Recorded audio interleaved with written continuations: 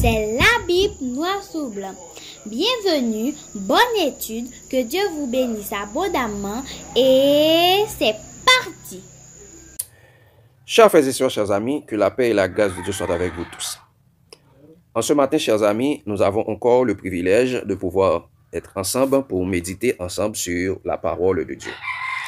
Et le titre de notre méditation pour ce matin, c'est « Un amour éternel pour un évangile éternel ». Un amour éternel pour un évangile éternel. Le texte de base de notre méditation se trouve dans Apocalypse 14, versets 6 et 7.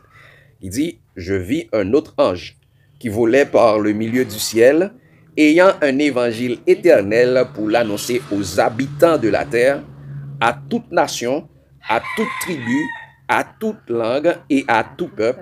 Il disait d'une voix forte, « Craignez Dieu et donnez-lui gloire, car l'heure de son jugement est venue, et adorez celui qui a fait le ciel, la terre et la mer et les sources d'eau. » Chers amis, un amour éternel pour un évangile éternel. Bien avant d'aller plus loin, chers amis, nous prions. Tant de Père Céleste, en cet instant, nous allons méditer sur ta parole, que la sagesse d'en haut, ton Saint-Esprit, le consolateur dont Jésus nous avait promis, viens nous imprégner et nous enseigner toutes choses et nous conduire dans toute la vérité et qu'ainsi nous puissions apprendre, comprendre, appliquer et partager ta parole pour notre croissance spirituelle. En Jésus, nous t'en prions, lui qui vit, qui règne au siècle des siècles. Amen. Chers amis, un amour éternel pour un évangile éternel. Le message du premier ange, bien le message du premier messager de l'Apocalypse 14 dit « Je vis un autre ange qui volait par le milieu du ciel, ayant un évangile éternel. » Mais beaucoup d'accent, ayant un évangile éternel, pour l'annoncer aux habitants de la terre, à toute nation, à toute tribu, à toute langue et à tout peuple. Donc, chers amis, le premier message, c'est d'annoncer l'évangile éternel par tout le monde, à tout le monde, sans exception, bien sans exception de nationalité, de tribu, de langue ou de peuple. Donc, le message du premier ange, c'est annoncer l'évangile éternel. Mais, chers amis, si le premier ange, le premier messager, c'est annoncer l'évangile éternel, la question c'est, qu'est-ce que l'évangile éternel? Eh bien, chers amis, la réponse se trouve également dans Romains 1er, verset 16-17, où apôtre Paul dit, « Car je n'ai point honte de l'évangile. C'est une puissance de Dieu pour le salut de quiconque croit, du juif premièrement, puis du grec, parce qu'en lui est révélée la justice de Dieu par la foi et pour la foi, selon il est écrit, le juste vivra par la foi. » Paul dit, chers amis, l'évangile, c'est une puissance de Dieu pour le salut de quiconque croit. Donc, l'évangile, c'est l'expression de l'amour de Dieu personnifié en Jésus. L'évangile, c'est une puissance de Dieu pour le salut de quiconque croit. Et cet évangile a été personnifié en Jésus-Christ parce que l'évangile, c'est l'expression de l'amour de Dieu. Car il est dit, chers amis, dans Jean 3, verset 16, il dit, « Car Dieu a tant aimé le monde, il a donné son Fils unique, afin que quiconque croit en lui ne périsse point, mais qu'il ait la vie éternelle. » Donc, l'évangile, c'est l'expression de l'amour de Dieu. L'évangile éternel, c'est l'expression de l'amour de Dieu. Et cette expression de l'amour de Dieu est révélée, est manifestée en Jésus-Christ. C'est pourquoi il est dit, chers amis, dans Romains 5, verset 5 à 8, Romains 5, verset 5 à 8, il dit, « Or, l'espérance ne trompe point, parce que l'amour de Dieu est répandu dans nos cœurs par le Saint-Esprit qui nous a été donné. » Donc, l'espérance de notre salut ne trompe point. Pourquoi? Parce que l'amour de Dieu a été répandu dans notre cœur par le Saint-Esprit. Donc, c'est l'amour de Dieu que Dieu a manifesté envers nous. Et il continue pour dire, car lorsque nous étions encore sans force, Christ, au temps marqué, est mort pour les impies. Il dit, à peine mourrait-on pour un juste, quelqu'un peut-être mourrait-il pour un homme de bien. Il dit, mais Dieu prouve son amour envers nous, en ce que, lorsque nous étions encore des pécheurs, Christ est mort pour nous. Donc, Jésus est la preuve de l'amour de Dieu. Donc, l'évangile, c'est l'expression de l'amour de Dieu. Un amour éternel pour un évangile éternel. Et c'est pourquoi, chers amis, depuis des temps anciens, Dieu avait manifesté cet amour éternel pour son peuple. Et regardez ce qu'il a dit dans Ésaïe 54. Ésaïe 54, versets 5 à 8. Regardez, chers amis, Dieu va encore nous dire qu'il nous aime d'un amour éternel. Regardez ce qu'il a dit. Il dit, car ton Créateur est ton époux. Quoi? Ton Créateur est ton époux. L'Éternel des armées est son nom et ton Rédempteur est le Saint d'Israël. Il se nomme Dieu de toute la terre. Donc le Saint d'Israël, c'est Jésus-Christ. Il se nomme Dieu de toute la terre. Ton Créateur est ton époux.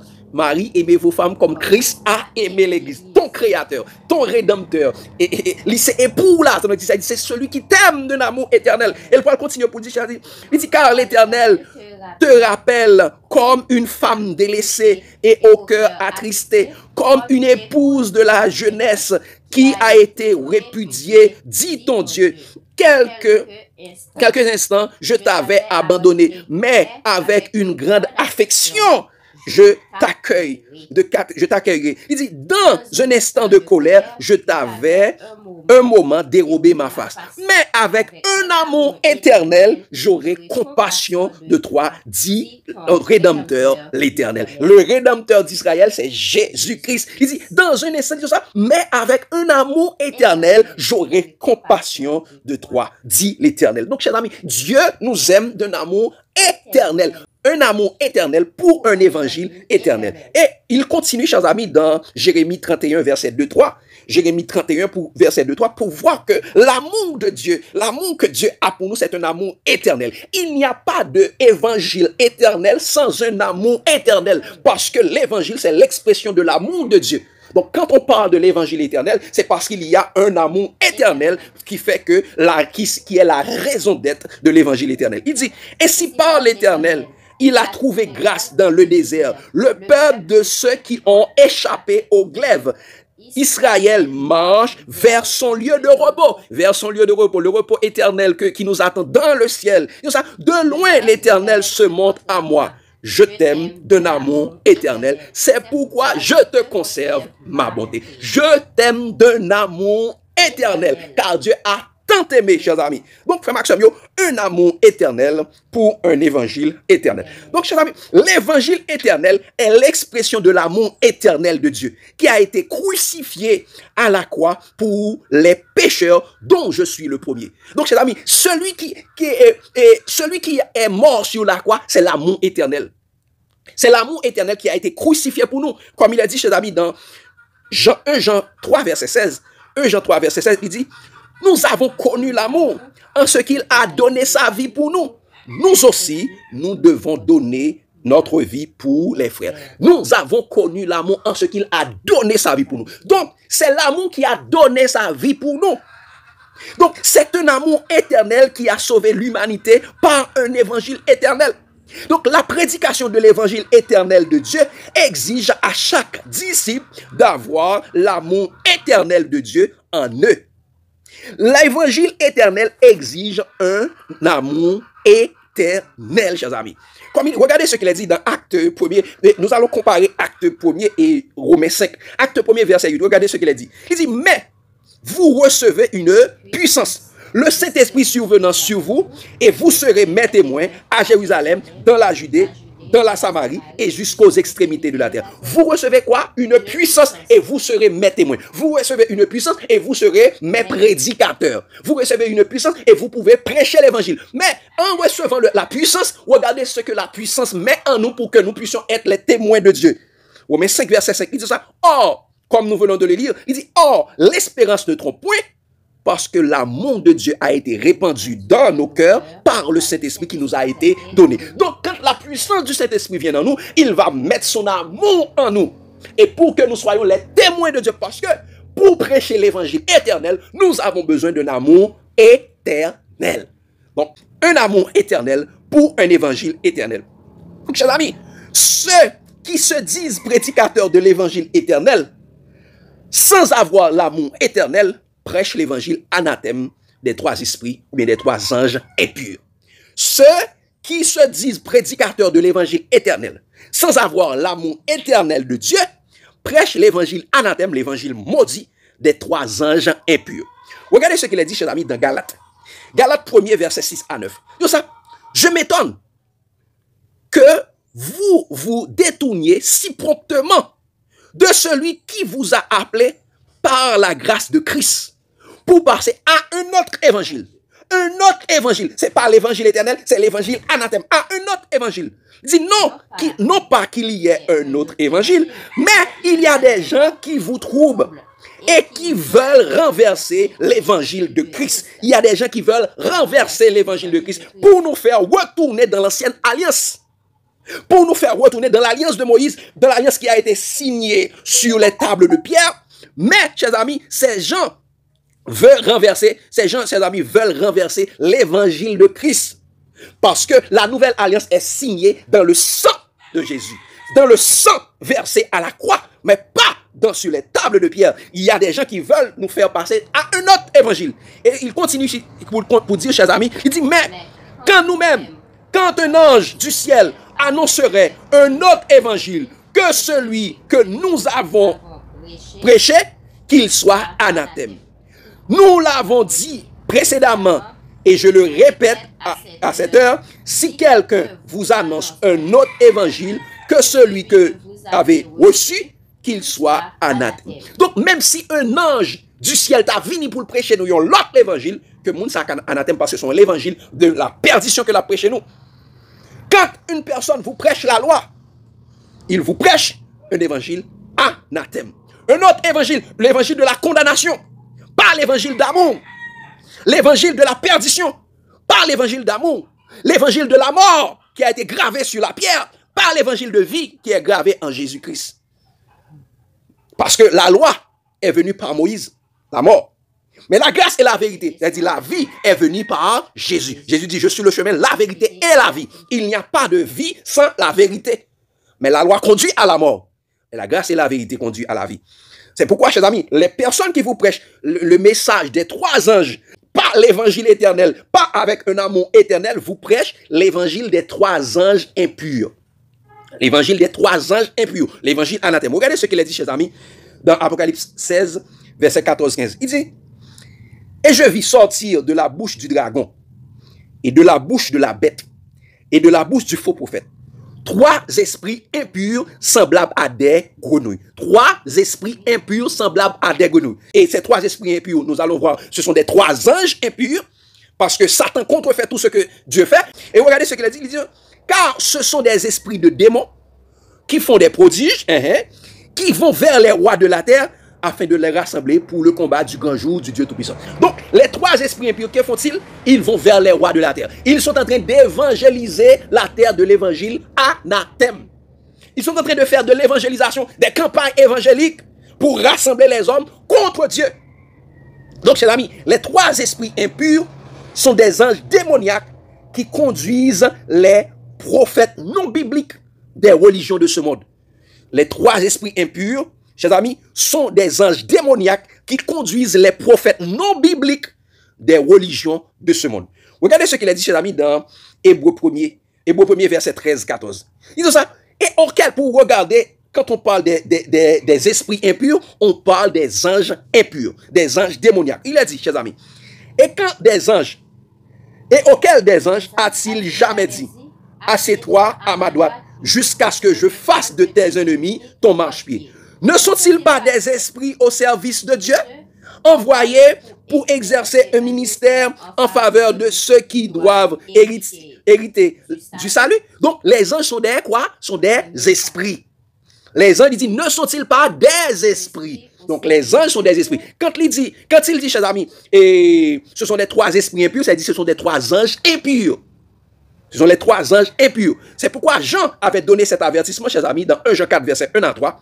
Dans 1 Jean 4, verset 1 à 3, toute personne qui vienne à vous sans apporter l'évangile éternel de Dieu, l'évangile qui est gravé sur Jésus-Christ, mais vous prêche l'évangile qui est gravé sur la pierre morte, et mes chers amis, ces gens de personnes vous prêchent un évangile condamnable, un évangile anathème, mais ne vous prêchez pas l'amour éternel de Dieu pour un évangile éternel.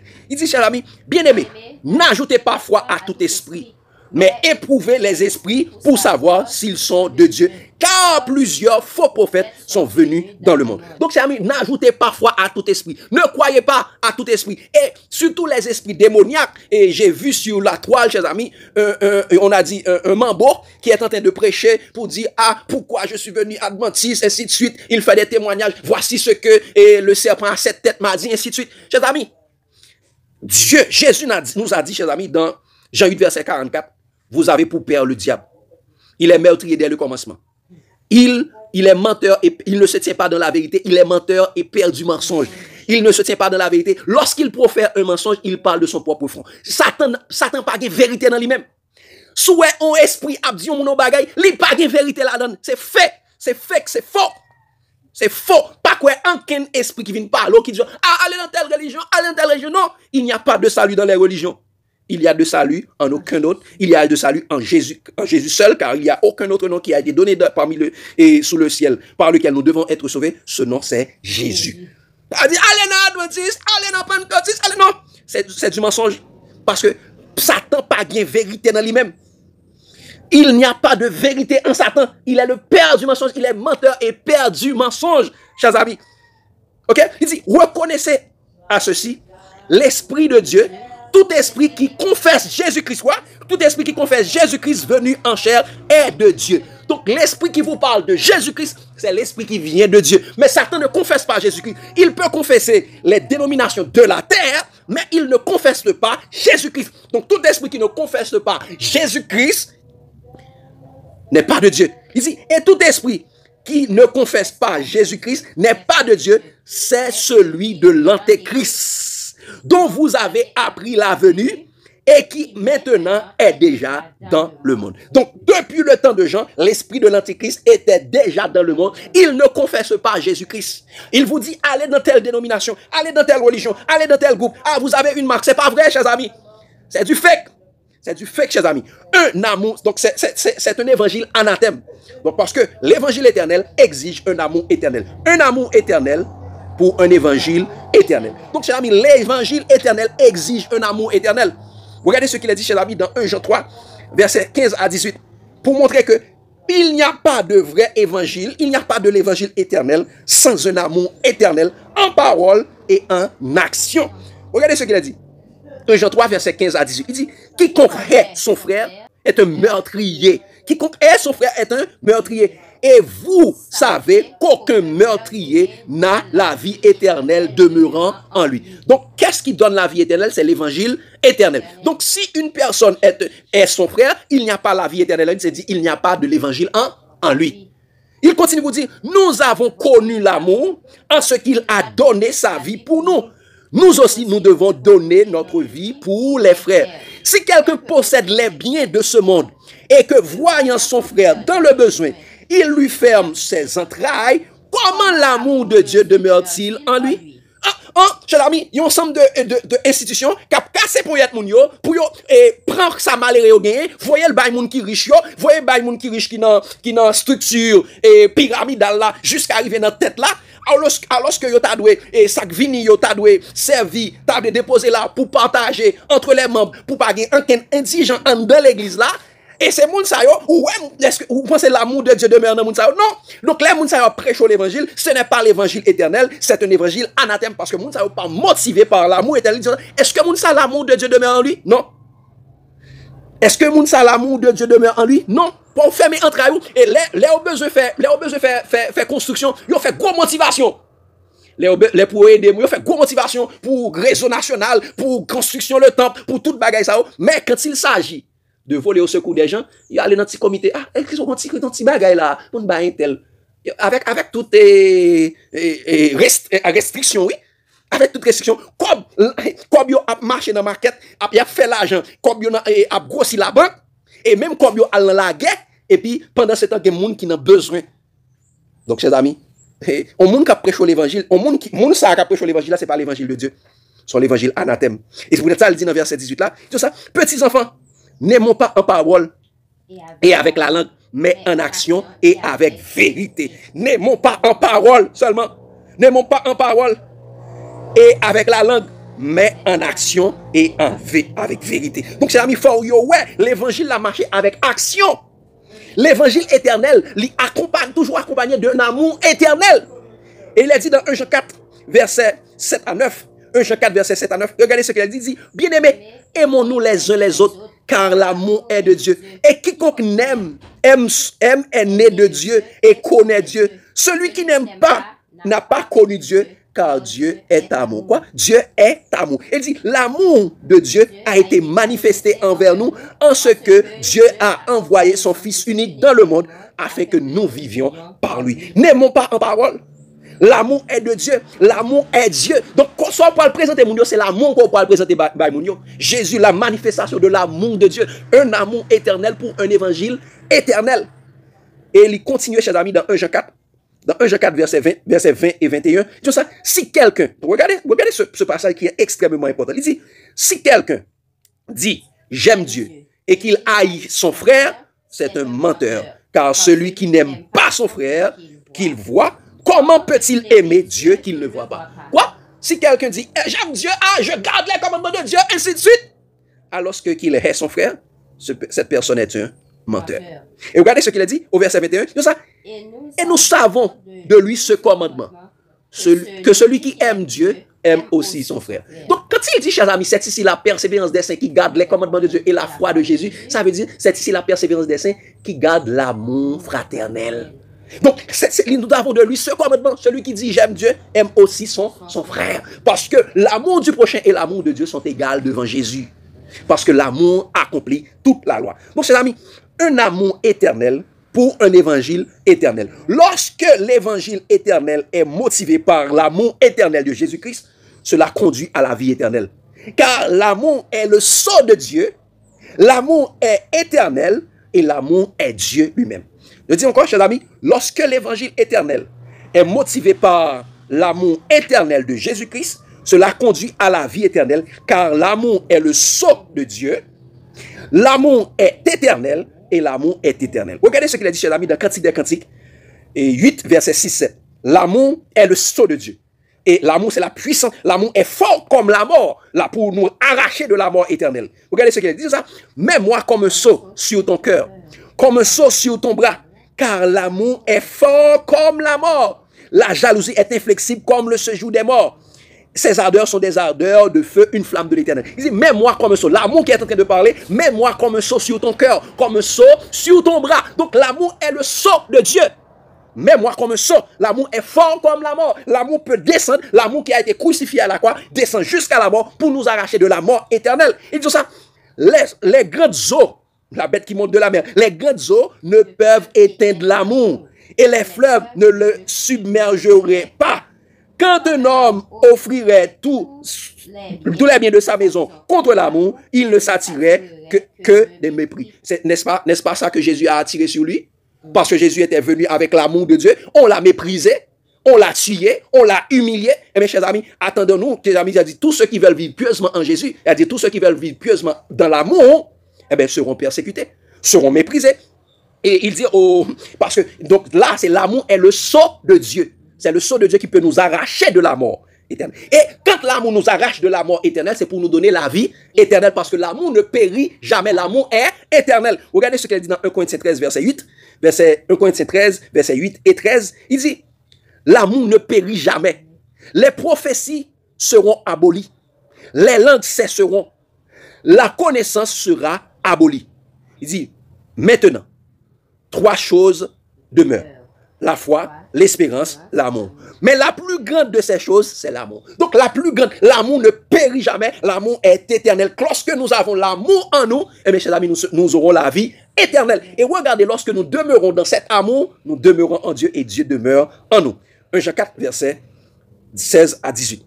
1 Jean 4, verset 16 à 18. Il dit ça. Et nous avons connu l'amour que Dieu a pour nous. Et nous y avons cru. Dieu est amour. Et celui qui demeure dans l'amour demeure en Dieu. Et Dieu demeure en lui. Donc, celui qui demeure dans l'amour demeure en Dieu et Dieu demeure en lui. Donc, celui qui demeure dans l'amour, Dieu se repose en lui. Nous sommes en Dieu et Dieu est en nous. Et il dit tel qu'il est. Tel nous sommes aussi dans ce monde. Dieu est amour, nous sommes amour également dans le monde. C'est dit, c'est en cela que l'amour est parfait en nous, afin que nous ayons de l'assurance au jour du jugement. Donc le jugement sera fait en un jour. Mais lorsque nous avons l'amour de Dieu, nous avons Dieu en nous, nous avons Jésus-Christ en nous, nous aurons de l'assurance au jour du jugement.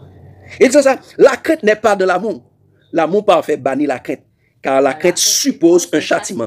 Et celui qui craint n'est pas parfait dans l'amour. Donc, chers amis, plusieurs monde vous prêchent, craignez Dieu, donnez-lui gloire. C'est la crainte qu'il vous prêche. Il ne vous prêche pas l'amour. Quand il vous prêche la crainte, il vous prêche le jugement, il vous prêche la mort éternelle. Mais celui qui vous prêche l'amour, vous prêche un évangile éternel. Et l'évangile, c'est la puissance de Dieu c'est la puissance de Dieu pour le salut de quiconque quoi. C'est l'amour de Dieu pour sauver les pécheurs. C'est l'amour de Dieu pour donner la vie éternelle. C'est l'amour de Dieu pour nous sceller.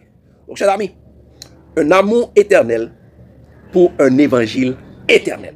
Donc, tout ce que nous faisons, nous devons être motivés par l'amour. C'est l'amour éternel qui doit nous pousser à agir, à aller vers l'autre, car Dieu a tant aimé, car Dieu prouve son amour. Lorsque nous étions encore pécheurs, Christ est mort pour nous. Prêchons l'évangile éternel avec l'amour éternel, motivé par Jésus-Christ, poussé par le Saint-Esprit qui va répandre son amour en nous. Et ainsi, chers amis, nous allons prêcher la vie éternelle, parce que l'amour est éternel. Si nous demeurons dans l'amour, nous demeurons en Dieu, nous demeurons dans la vie éternelle. Que Dieu vous bénisse abondamment, chers amis. L'amour de Christ nous presse. Amen.